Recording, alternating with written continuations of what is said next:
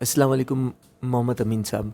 अमीन साहब, आज हमारा सवाल आपसे ये है, पाकिस्तान की तीसरी बड़ी कंपनी हेस्कॉल है जो कि डिफ़ॉल्टर सेगमेंट में है। तो सर ये यहाँ से मतलब बाहर निकलेगी या नहीं निकलेगी? आपकी क्या राय है इस बारे में, और लोगों को क्या मशवरा है कि हेस्कॉल जो है यहाँ से बहुत अच्छे रेट बनते हैं बाइंग के या नहीं बनते हैं?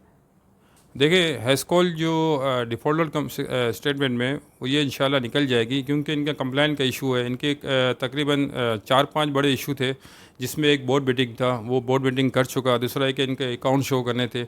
अब तकरीबन इनके पौने 200 साल के अकाउंट बाकी थे। अब तकरीबन इसने 6 महीने के अकाउंट बाकी है। 2 क्वार्टर के अकाउंट शो कर देगा तो इसका रिक्वायर्ड पूरी हो जाएगी। और सबसे बड़ा जो इसका जो इशू आ रहा है कि जो ऑडिटर की जो रिपोर्ट थी, कि ऑडिटर ने जो इसके बारे में जो कमेंट्स दिए थे, वो कमेंट्स थोड़े डेंजर थे। वो अगर वो इस पे बारे में ऑडिटर की राय चेंज हो जाती है तो ये इस कंप्लाइंस से निकल जाएगा और नॉर्मल काउंटर में आ जाएगा। और दूसरा ये कि रेट की बात कर रहे हैं कि रेट वो पुराना रेट आ जाएगा, तो इस तरह तो इम्पॉसिबल है कि पुराना रेट आ सके, क्योंकि इसकी की जो कैपिटल थी वो 10 गुना बढ़ चुकी है। 10 से भी 15 गुना बढ़ चुकी है। तो तक समझ लो कि अगर इसका अगर 40 रुपये रेट होता है तो इसका समझ लो कि आप 250 रुपये रेट हो गया, क्योंकि शेयर्स नंबर ऑफ शेयर ज़्यादा बढ़ चुके हैं और रेट कम हो चुका है। तो अभी कि आप रेटों की तेज़ी इतनी नहीं है, क्योंकि अभी मार्केट का सपोर्ट भी नहीं है और मार्केट ही है। तो ये तकरीबन ये समझ लो दिसंबर तक तो मार्केट ट्रेडिंग की मार्केट है, ज़्यादा लॉन्ग टर्म की मार्केट नहीं, शॉर्ट टर्म प्रॉफिट की है। क्योंकि जो ग्राफ वाले वो भी ये कह रहे हैं, टेक्निकल तौर पे कह रहे हैं कि मार्केट 43,000 के करीब करीब अंदर ट्रेड करेगी। हालांकि ये मार्केट ऊपर जानी चाहिए, मगर ये कि जो डॉलर का इशू आ रहा है, पॉलिटिकल जो मुल्क के अंदर इशू आ रहा है और इन्फ्लेशन का जो इशू आ रहा है, इसकी वजह से थोड़ा मार्केट डिस्टर्ब है। और दूसरा कि जो फॉरेन इन्वेस्टमेंट नहीं आ रही, क्योंकि अमेरिका के अंदर इंटरेस्ट रेट बहुत ज़्यादा बढ़ गया है।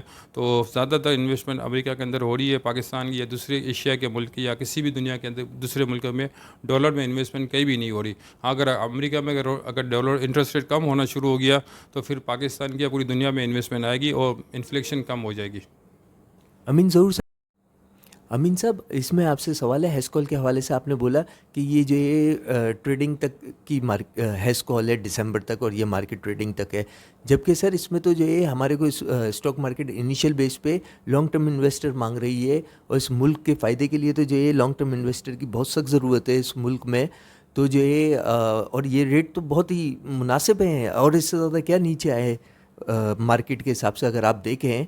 तो ये तो लॉन्ग टर्म की मार्केट बनती है, तो आप कह रहे हैं कि जो है ना ये इस तरीके से कि दिसंबर तक की है, और जबकि हमारे मुल्क को और हमारी स्टॉक मार्केट को तो लॉन्ग टर्म इन्वेस्टर चाहिए सर, और काम भी हमेशा लॉन्ग टर्म पे ही होता है। वैसे तो इसमें शॉर्ट टर्म में तो सर सिर्फ लॉस बुक करता है इन्वेस्टर।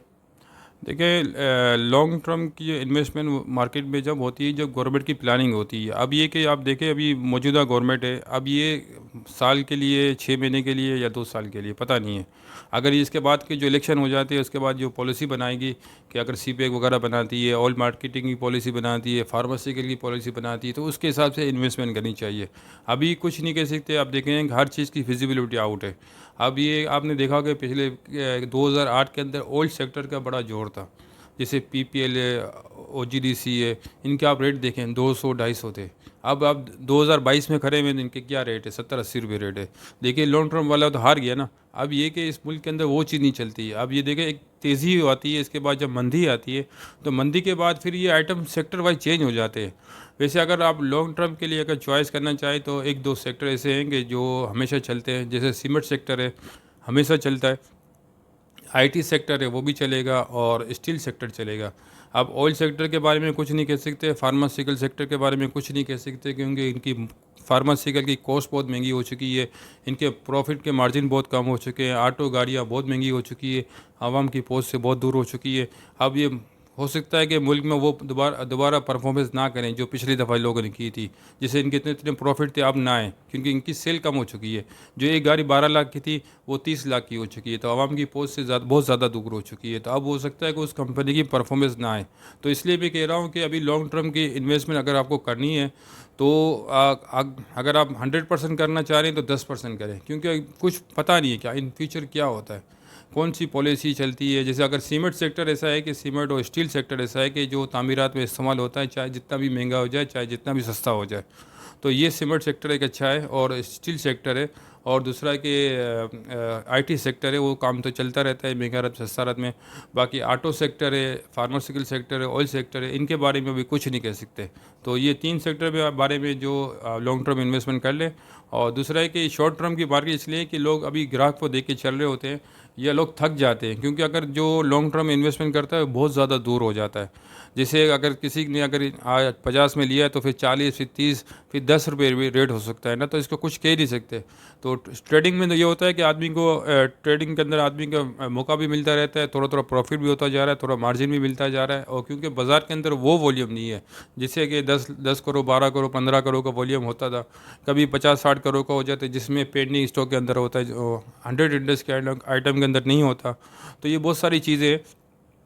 तो अगर आप काम करना चाह रहे हैं, सेफ काम करना चाह रहे हैं, तो शॉर्ट टर्म के लिए काम करें। लॉन्ग टर्म की इंशाल्लाह वो वक्त आएगा जब गवर्नमेंट की जो पॉलिसी वाज़ेह हो जाएगी कि इस सेक्टर में काम होगा, तो उस सेक्टर में आप इन्वेस्टमेंट करेंगे तो आपको बहुत अच्छा प्रॉफिट हो जाएगा, और आपको पिक से बिल्कुल डाउन से आपको चांस मिलेगा।